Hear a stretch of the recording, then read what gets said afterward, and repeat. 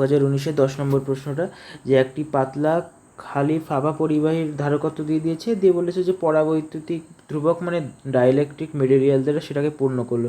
এবার দেখো ভেতরে কি আছে সেটা কোনো প্রভাব ফেলে না, কারণ চার্জ বাইরের পৃষ্ঠে থাকে। আমি লিখেছি চার্জ কি বাইরের পৃষ্ঠে থাকে, যেটা বাইরে থাকবে সেটা তোমার ইফেক্ট করবে, যে ভিতরে দিয়ে পূর্ণ করলো দিয়ে সেটা কোনো ইফেক্ট করবে সেটা এরকম না, তাই কোনো পরিবর্তনই হবে না, অর্থাৎ অপশান এ অ্যান্সার হয়ে যাবে।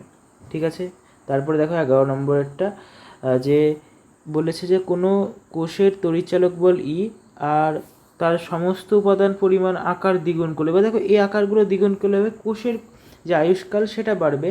হ্যাঁ, ইলেকট্রোলাইট এইগুলো যদি বৃদ্ধি করা হয় তাহলে কী হবে, ওদের আয়ুষ্কাল বাড়বে, কিন্তু রাসায়নিক বিভবের কোনো পরিবর্তন হবে না, কারণ চেঞ্জ করা হচ্ছে না, নেগেটিভ পজিটিভ কোনো রকম হচ্ছে না। তাই রাসায়নিক বিভব যদি চেঞ্জ না হয়, একই থাকে, তাহলে ই এরও কোনো পরিবর্তন হবে না।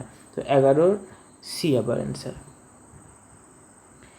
এবার দেখো 12 নম্বরে, একটি স্থির রোধ আর একটি অপরিবর্তনীয় রোধ যেটা R2 সমান্তরাল সমবায়ে আছে, তারপর R2 এর মান 0 থেকে অসীম পর্যন্ত পরিবর্তন করলে সমান্তরাল সমবায়ের সর্বনিম্ন সর্বোচ্চ রোধ কত হবে। দেখো প্যারালালের ফর্মুলা যদি লাগানো হয় তাহলে এটা ফর্মুলা, এবার তোমার দেখো এরকম এবার এখানে দেখো R2 এর মান কত, 0। প্রথমে R2 এর মান 0 পুট করব, কারণ দেখো 0 থেকে R2 এর মান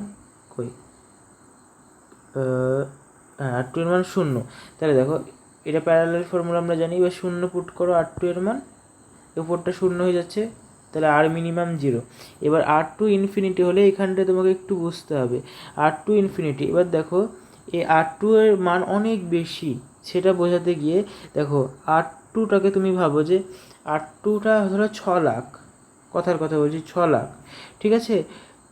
এবার তোমার যদি এটা 6 লাখ হয় তাহলে 6 লাখের সঙ্গে ধরো এটা R1, তাহলে 6 লাখের সঙ্গে 1 যোগ করতে হবে, তো 6 লাখ 1 হচ্ছে, ঠিক আছে, 6 লাখ 1 হচ্ছে। তো সেক্ষেত্রে তোমার এই যে এটার মানটা না R2 হবে, কারণ R1 plus R2 equal to R2, কেন, কারণ এই মানটা এতটাই বেশি যে এটা কোনো ইফেক্ট করছে না এটার সঙ্গে, তার জন্য এটা R2, বা R2 কেটে দাও, ব্যাস। আর ম্যাক্সের মান কি, তো ম্যাক্সিমাম মান R1, তো দেখো সি অ্যান্সার হয়ে যাবে। তারপর দেখো 22-এর অঙ্কটা দেখো, যে একটি দেওয়াল থেকে 100 সেমি দূরে একটি মোমবাতি রাখা আছে, তাদের মধ্যে অভিসারী লেন্স আছে। এবার দুটি ভিন্ন অবস্থানে দেওয়ালে দুটি ভিন্ন আকারে সদ্বিম্ব পাওয়া যাচ্ছে। এবার দেখো এই 3টে পার্ট তোমাকে মনে রাখতে হবে, যে ডি যদি বড় হয়, হ্যাঁ, তাহলে লেন্সের ভিন্ন অবস্থান থাকবে, সমান হলে শুধুমাত্র প্রতিচ্ছবি, একটা মাত্র ইমেজ তৈরি হবে, আর এখানে কোনো রিয়েল ইমেজ থাকবে না যদি 4Fটা বড় হয়ে যায়, এটা তোমাকে মনে রাখতে হবে, ঠিক আছে।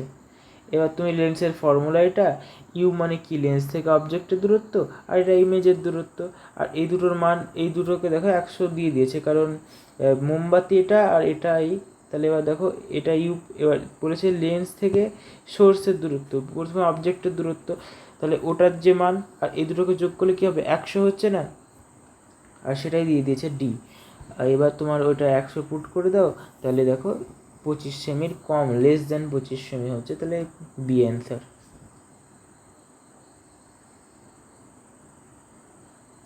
তারপরে দেখো একটা লেন্স যদি বলেছে যে এটা ক্ষমতা সম্পন্ন একটা লেন্স আর এটা ক্ষমতা সম্পন্ন, যুক্ত করা হলো, তাহলে কি হবে, দেখো যুক্ত করলে দেখো যদি এরকম করে যুক্ত করো তাহলে প্লাস আসছে, তাহলে এটা পজিটিভ, সেটা কনভার্জিং, তাহলে অভিসারী হয়ে যাচ্ছে।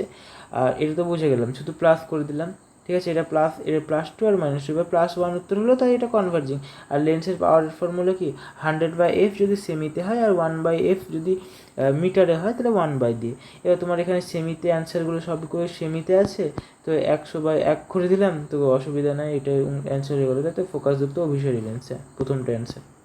তারপরে দেখো যে একটা বলেছে দীর্ঘদৃষ্টি সম্পন্ন ব্যক্তি, ঠিক আছে, আগে দিয়ে দিয়েছে হাইপারমেট্রোপিয়া লিখিয়েছে, তো ওখানে 200 সেমি, তাহলে চশমা পরে যদি একটা বই 25 সেমি দূরে রেখে ভালোভাবে পড়তে হলে তার চশমা পাওয়ার উচিত, মানে চশমার পাওয়ার কত হওয়া উচিত, আচ্ছা, ভালোভাবে পড়তে হলে। এবার দেখো লেন্সের এটা ফর্মুলা, যেহেতু লেন্সের যে ভি হবে সেটা ভার্চুয়াল ইমেজ দেখাবে, কারণ লেন্সের দুটো অবজেক্টটা রিয়াল, অবজেক্ট রিয়াল হলে এটা মাইনাস হবে, আর ভার্চুয়াল ইমেজের ক্ষেত্রে এটাও মাইনাস হবে।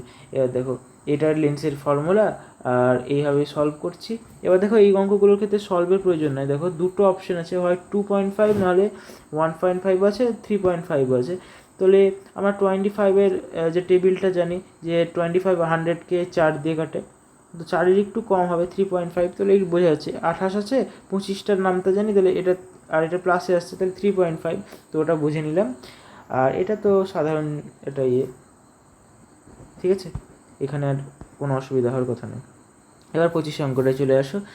লিখছে যে যদি পিএন জাংশন ডায়োডে কী হয়, দেখো পিএন জাংশন ডায়োডের যে জাংশনে বলেছে যে নিঃশেষিত অঞ্চল, ঠিক আছে, এই যে কী বলে ডিপ্রেশন রিজিয়ন আছে, হ্যাঁ, ওখানে কি হয় যে ফ্রি ইলেকট্রন ক্যারিয়ার, মানে যে হোল আর ইলেকট্রন, পি থেকে পজিটিভ তাহলে এটা কী করে হোল, আর এন থেকে নেগেটিভ তাই এটা ইলেকট্রন, তো এরা কিছুই থাকে না, তাহলে free electron free charge carrier যেটা সেটা থাকে না, তাহলে কী হবে যে ওখানে থাকে না, শুধু কেবল স্থির আয়ন থাকে যেটা ইলেকট্রিক ফিল্ড তৈরি করে। তো এটা জানা দরকার নেই, শুধু বলেছে যে কী থাকে, এটাও থাকে এটা থাকে, বলছে যে কিছুই থাকে না, এটা ডি অ্যান্সার হয়ে গেল, ঠিক আছে।